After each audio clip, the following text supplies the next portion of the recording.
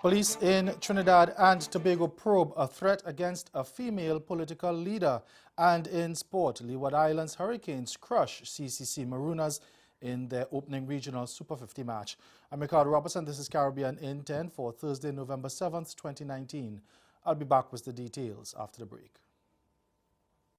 Now the process is a little different and it'll surprise you, but you're gonna love the results. So let's get started. We'll start with the sauce for the filling. Place a medium saucepan over medium heat and melt in 8 tablespoons of unsalted butter. Stir in 3 tablespoons of flour and let that simmer for about a minute, whisking constantly. Next, whisk in 1/4 cup of water and 1 cup of sugar. Sea-Trek was one of the first outfitters in Baja 35 years ago. We started running trips down there in the mid-'80s, early to mid-'80s. At that time, these were kayak expeditions, sort of old school trips where you loaded everything in the boat and off you went.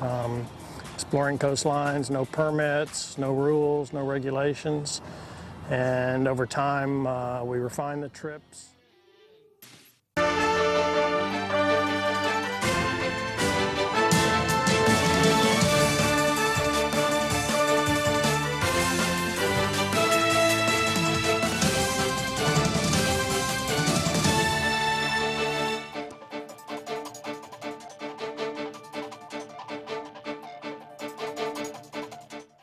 We begin in Trinidad and Tobago, where a police probe is underway into 2 social media posts, one of which Police Commissioner Gary Griffith says speaks about burying a political party leader. The top cop has issued a warning about threatening language or language that can incite violence during the upcoming local government election campaign. And as we hear in this TV6 report, he says the individuals responsible for the social media posts will be questioned. One involves an individual who just made a video basically alluding to the fact that he intends to bury a political leader in a grave, and he intends to deal with her. Now, we have to be very careful as to the comments that we make. TV6 News understands the video the Commissioner has referred to was in reference to UNC political leader Kamla Persad-Bissessar. I am not going to condone in any form or fashion any individual or organization that may cause fear, undue panic, or make any threatening language or try to incite violence in any form or fashion during this election campaign.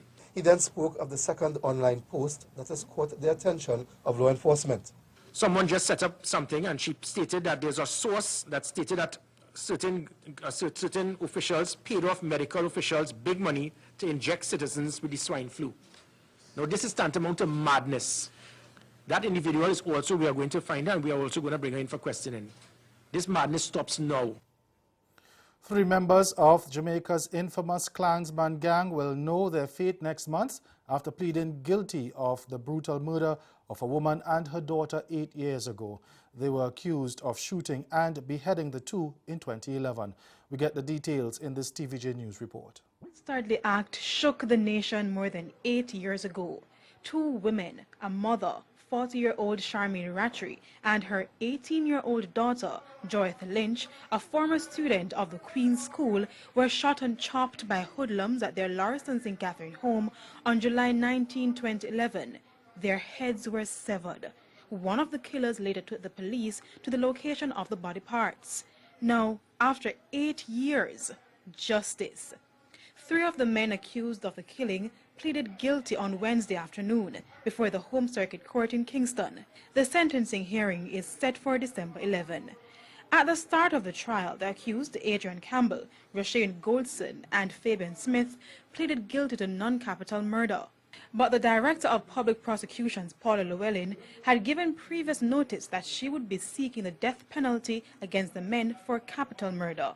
However, the DPP told the court that she will not be pursuing the death penalty against the other 2 accused, Sandra Ducali and Kamara Riley. Ducali and Riley are to stand trial after they pleaded not guilty to the charges. But the DPP told the court that based on the evidence against them and the guilty pleas of the other 3 accused, she has decided to withdraw the death penalty notice she served on the defense. Barbados' Prime Minister Mia Mottley says her country will have to start playing outside the crease as it seeks to transform the economy. She used the cricket analogy as she addressed a panel discussion on regional transformation at the 9th Caribbean Forum yesterday. Mottley said Barbados needs to explore new avenues to return to economic prosperity.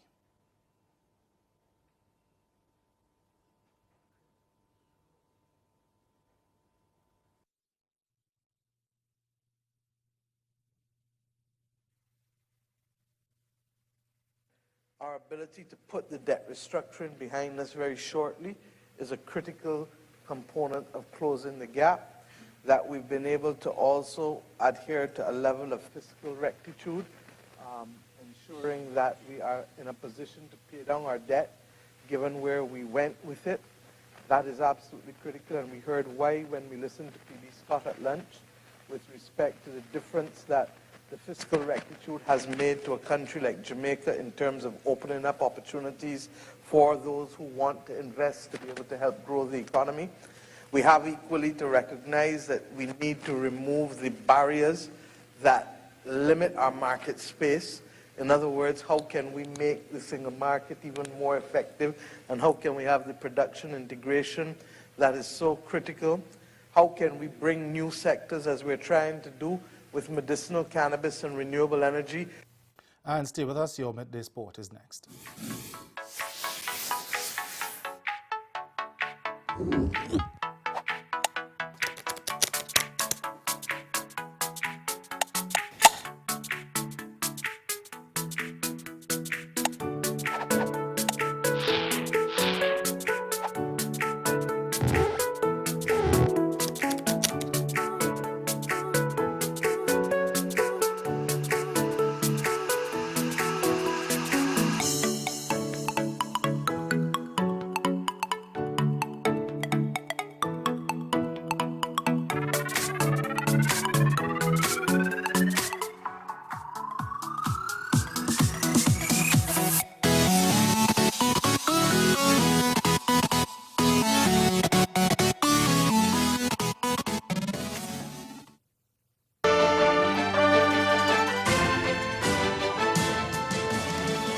Leeward Islands Hurricanes batsman Devon Thomas hailed the performance of his team in the opening match of the Regional Super 50 after they beat defending champions combined campuses and colleges Marooners by 198 runs.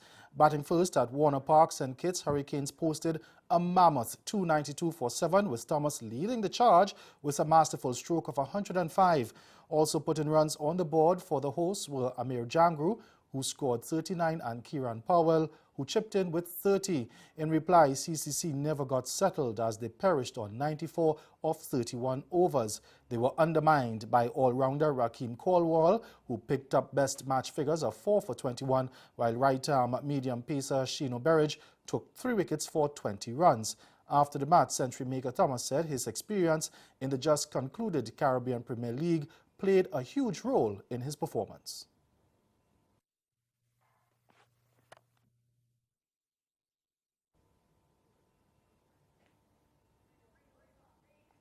And the wicketkeeper batsman says he's looking forward to the other games this season. In other news now, West Indies captain Karen Pollard has praised the professional performance by his side in the match against Afghanistan. Of course, they won that match by 7 wickets, and of course we'll get more of that story in our major newscast at 6:30. That's Caribbean in 10. Good afternoon.